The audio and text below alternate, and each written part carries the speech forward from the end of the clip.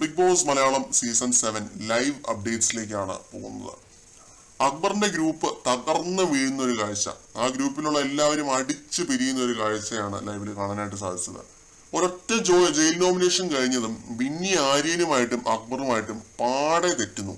ജിസയിലുമായിട്ട് already fight ആയിരുന്നു, ആ ഫൈറ്റിന്റെ പേരും പറഞ്ഞിട്ട് ബിന്നി ഇവരുമായിട്ട് ഉടക്കുന്നുണ്ട് ഇന്ന് വീണ്ടും.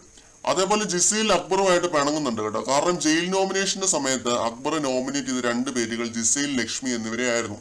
ഈ ഒരു കാര്യം ജിസയിൽ ഒട്ടും തന്നെ പിടിക്കുന്നില്ല. കാരണം ജിസയിൽ അത്രയും നല്ലൊരു സൗഹൃദം വെച്ച് പുലർത്തിയ ഒരു വ്യക്തിയാണ് അക്ബർ. നല്ല രീതിയിൽ തന്നെ ഒരു റാപ്പോ ഉണ്ടായിരുന്നു അക്ബറുമായിട്ട്. ജിസയിൽ ഒട്ടും പ്രതീക്ഷിക്കുന്നില്ല അക്ബർ ജിസയിലിനെ ജയിലിലേക്ക് വിടും എന്ന്.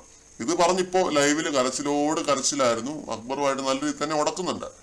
അക്ബർ ജിസയിലിനെ നോമിനേറ്റ് ചെയ്യാനുള്ള റീസൺ ജിസയിലിന്റെ ഒരു ഹൈപ്പർ സ്വഭാവം, അതാണ് റീസൺ ആയിട്ട് പറഞ്ഞത്. അതൊന്ന് ശ്രദ്ധിക്കണം. ഒരു സ്പേസ് വരുമ്പോൾ വളരെ അച്ചടക്കത്തോടു കൂടി ആ ഡ്യൂട്ടി ചെയ്യാനായിട്ട് ശ്രമിക്കണമെന്നും അങ്ങനെ കുറെ കാര്യങ്ങൾ അക്ബർ പറഞ്ഞു.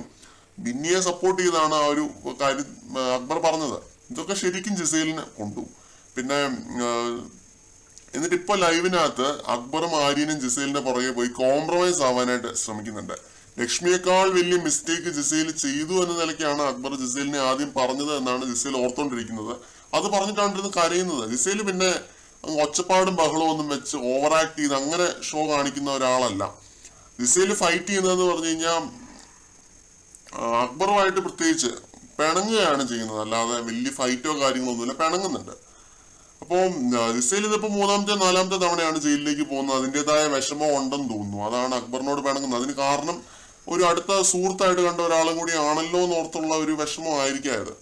എന്തായാലും അക്ബറിന്റെ ഗ്രൂപ്പിന്റെ കാര്യത്തിൽ ഏകദേശം ഒരു തീരുമാനമായെന്നാണ് എനിക്ക് തോന്നുന്നത്. കൂടുതൽ അപ്ഡേറ്റ്സുമായി വീണ്ടും കാണാം.